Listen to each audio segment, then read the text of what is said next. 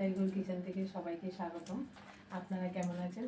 আশা করি ভগবানের কৃপায় সবাই ভালোই আছেন। আজকে একটা নতুন রেসিপি আপনাদের সাথে শেয়ার করব। এই যে দেখতে পাচ্ছেন, এগুলো হলো এলাঞ্চা।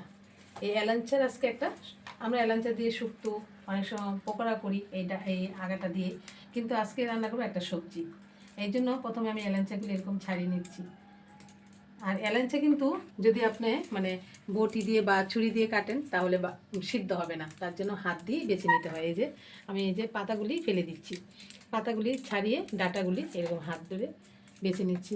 আমি আর আমার দিদি সুন্দর করে সব বেছে নিচ্ছি, তারপর আপনাদের সাথে শেয়ার করব কিভাবে সেই সবজিটা রান্না করতে হয়। দেখুন, সবজিটা বানিয়ে নিয়েছি। এর মধ্যে দিয়েছি এখানে বড় সাইজের একটা আলু নিয়েছি, আলুটা এরকম করে বানিয়ে নিয়েছি।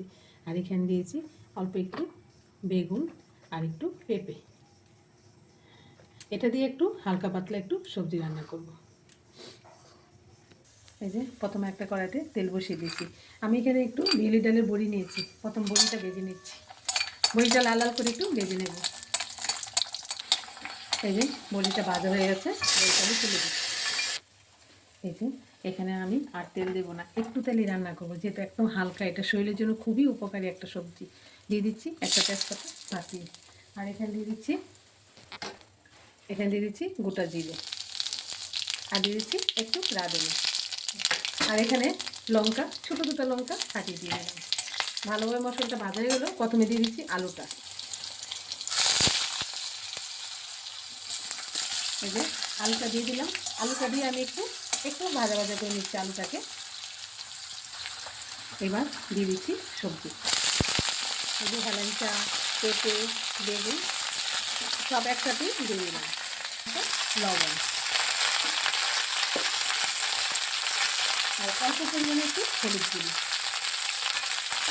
ভালোভাবে নেড়ে চেড়ে কিছুক্ষণের জন্য একটু ঢাকা দিয়ে রাখছি।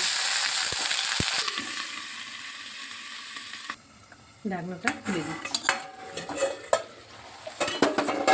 এই যে একটু জল উঠে গেছে, এখন আমি এখানে ভেজে রাখা বড়িটা দিয়ে দিচ্ছি।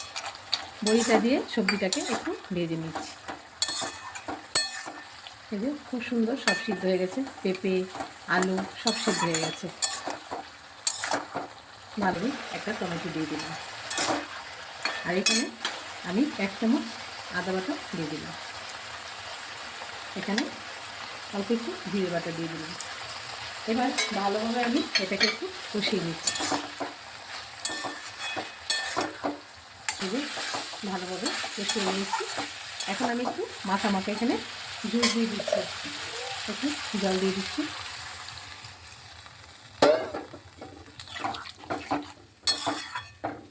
একটু মাখা থাকবে সবজিটা, যাতে করে বড়িটা একটু সিদ্ধ হয়। স্বাদ মতো আমি একটু লবণ দিয়ে দিচ্ছি। প্রথমে একটু সবজিতে লবণ দিয়েছিলাম, কিন্তু লবণটা হবে না, তাই বলে আমি একটু লবণও দিয়ে দিলাম। এই যে স্বাদ মতো একটু চিনি দিয়ে দিচ্ছি। ভালোভাবে নেড়ে চেড়ে মিশিয়ে দিচ্ছি। একটু ফুটিয়ে নিলেই হয়ে যাবে হেলেঞ্চার সবজিটা।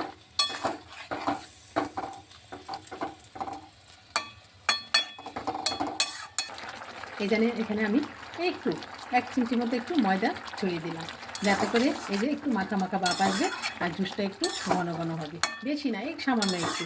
এই দেখুন ভালোভাবে ফুটিয়ে নিচ্ছি। এই যে নেড়েছে, এখন আমি নামিয়ে দিচ্ছি। একদম রেডি হয়ে গেছে সবজিটা।